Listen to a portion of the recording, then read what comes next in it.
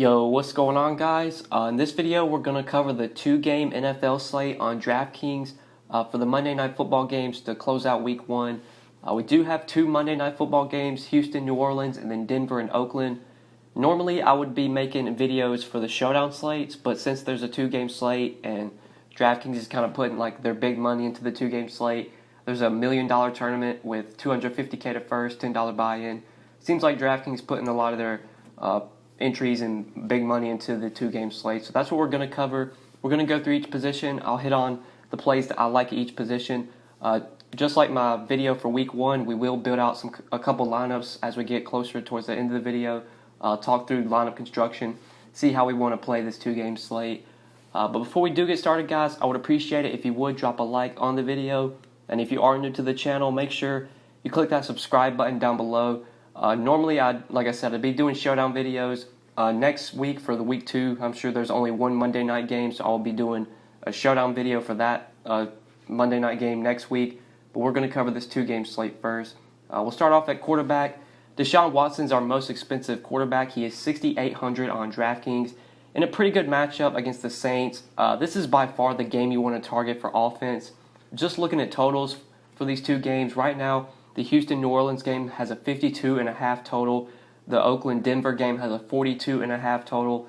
So you're going to want to target this game for pretty much a lot of players. Watson and Breeze are by far the two best quarterbacks to go to on this slate. I think given the $600 discount, Drew Brees is definitely my favorite quarterback option here. Playing at home, Drew Brees in the Dome at home has just always been great throughout his career.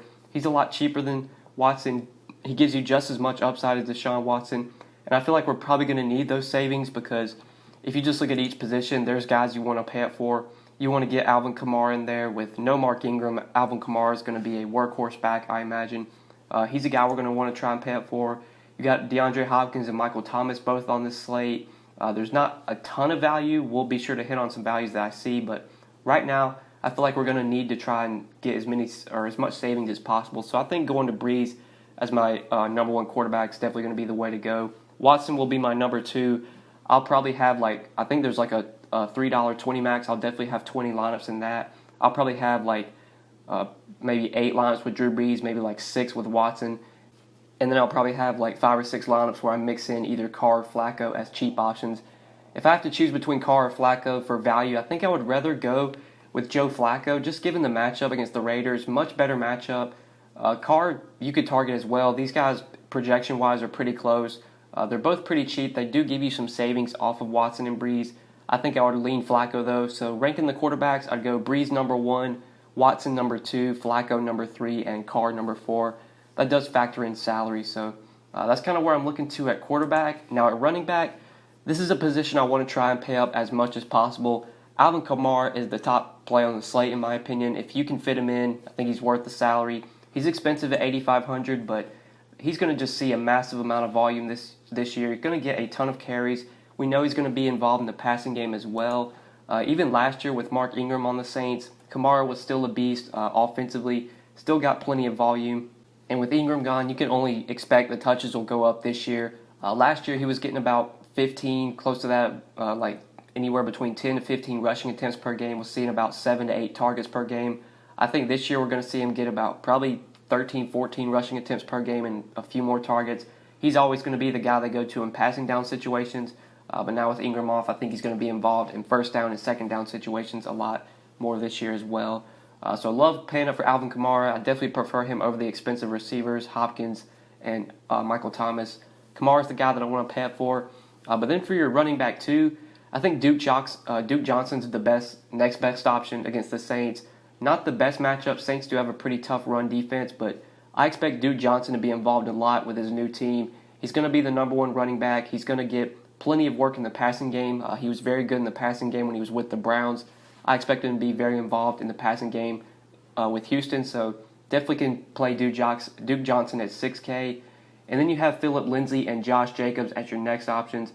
Lindsay, very talented running back. You're always concerned about how much work he's going to get because Royce Freeman is always in the conversation in terms of projected touches for Denver. Freeman is expected to get some work, see some volume as well. Lindsay is by far the higher upside player. I imagine he's going to be the starter. he's probably going to get about 15 touches, and you'll see Freeman probably get like 6 or 7, maybe more, maybe a little bit more than that. Lindsey will probably get like 17, 18 touches, and then Freeman will probably get like 8 or 9.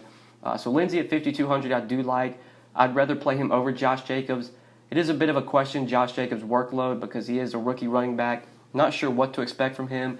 Oakland does have Jalen Richard, who they can use in pass down situations, which might take away from some of Jacobs' volume, his workload. So ranking the running backs, I think I'd rank them how they are in salary. Kamara 1, Johnson 2, Lindsey 3, and Jacobs 4. I don't mind going down from Johnson to Lindsey, though, if you do need that $800, because I think Lindsey a very high upside player. And Duke Johnson with a new team, there could be a little bit of question marks there. But like for value running backs, like I don't think you really need to go to, if you want to go to someone like Richard, if you think Denver can lead in this game and Richard's going to be used a lot in pass down situations, if you think they're going to be passing a lot, Oakland is, then maybe someone like Richard could be interesting at 3,600. But I don't really see the need to go this cheap at running back. So moving on to receiver, this is a position where I think we do have some value plays. You do have Hopkins and Thomas at the top as your two expensive options. I think just kind of depending on what quarterback you play, I think that's who I would go with at receiver. Like if you want to play Breeze, you probably want to pair him with Thomas unless you're not going to Kamara. It's going to be pretty tough to get like Breeze, Thomas, and Kamara in there. Haven't built out lineups. We will do that at the end of the video. We'll see if we can do that kind of three-man stack. I imagine it's going to be pretty tough. So ranking the receivers, I kind of just rank them by whatever quarterback you're playing. If you're playing Deshaun Watson, you probably want to play Hopkins. If you're playing Drew Brees, I play Michael Thomas. Both of these guys are elite receivers. I would say Hopkins probably has the better matchup, although he will be most likely shadowed by Marshawn Lattimore, who's a pretty good corner.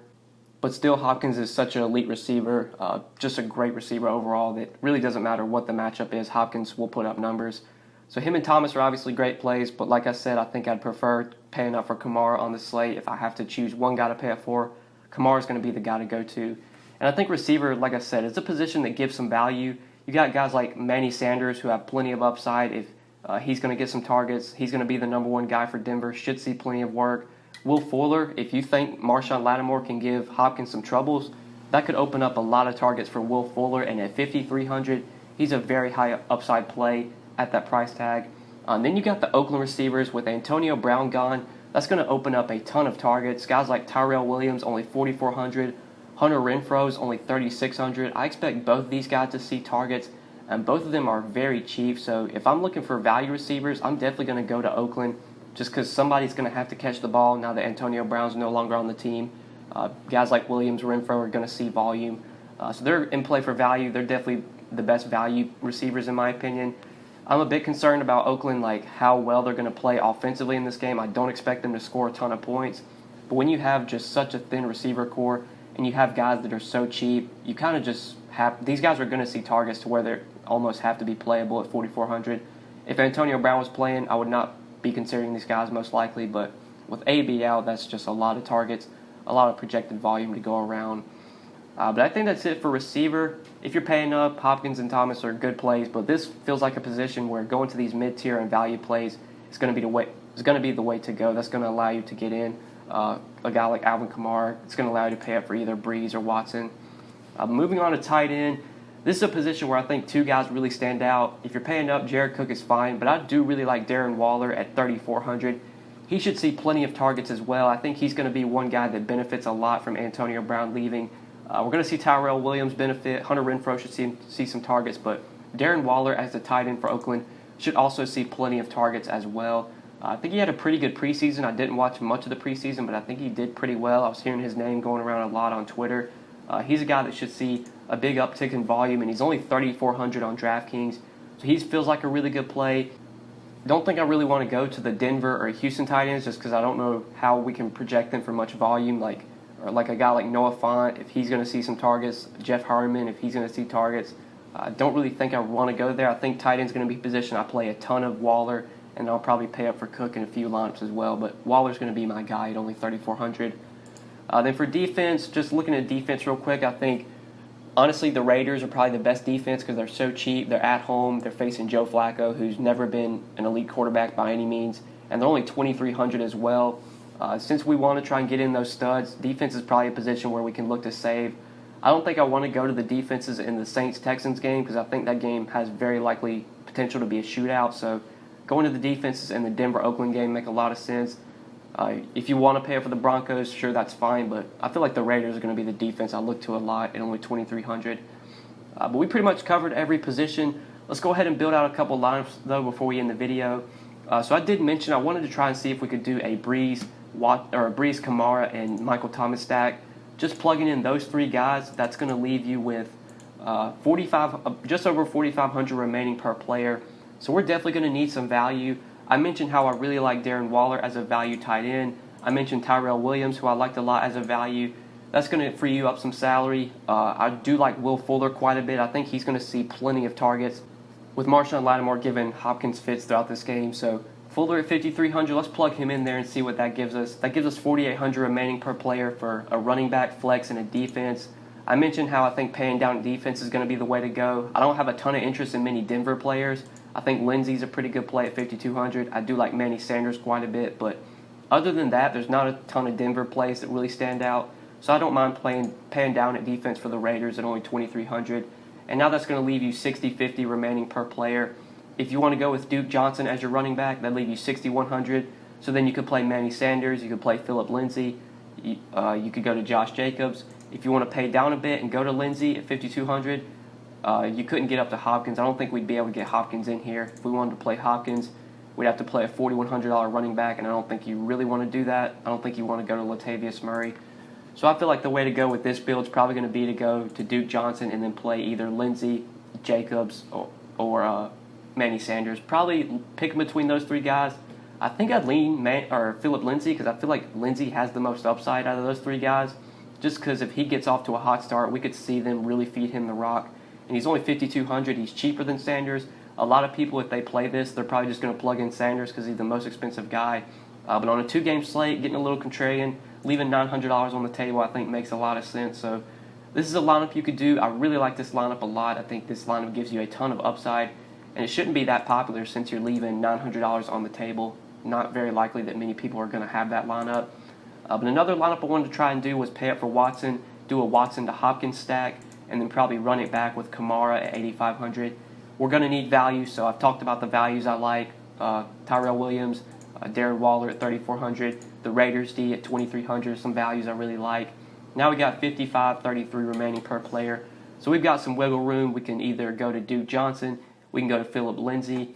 Since we already have Watson to Hopkins and we're banking on that stack doing really good, that's probably not going to mean Duke Johnson having that great of a game if Watson and Hopkins are going off. So in this lineup, let's go somewhere else other than Johnson. Let's go with Phillip Lindsay at 5,200. That leaves us 5,700 for a wide receiver and a flex. I don't think we'd be able to pay it for Michael Thomas because if we did, that only leaves us 3,600 remaining per player. You could play Hunter Renfrow, which actually would be something I would do. So you could definitely get Michael Thomas and Hopkins in that lineup and Kamara as well. That's a lineup you got all three studs. That's a really good lineup. $0 remaining salary, so very likely someone has that lineup, but still, I think this is definitely a lineup that you could do if you wanted to do that. If you didn't want to pay up for Thomas and you wanted to go to like Manny Sanders, that'd leave you enough to play someone like Will Fuller or Josh Jacobs. That's another build that you could do. But I feel like just going through this showdown slate, I'm definitely going to be going to guys like Tyrell Williams for value, Darren Waller for value, paying down for the Raiders D, and then just trying to fit in guys like Breeze, Watson, Kamara, Hopkins, and Thomas. But mainly Kamara. I'm going to be jamming in Kamara as much as possible on this two-gamer. I think he just gives you so much upside with his most likely his most likely new expanded role. But yeah, guys, I think that's pretty much it for this two-game slate. Hopefully you did enjoy this video, and hopefully it did help you. Next week for the Monday night game, I will be doing a showdown slate video because I'm sure there's only one Monday night game next week. So whatever that game is on Sunday night, I will be recording that video for the Monday night game. So make sure you check that out. I'll be making videos, showdown videos for the Thursday night games as well all season. And most likely we'll be doing showdown videos for the Sunday night game as well. Either that or I'll make videos for the two-game primetime slate.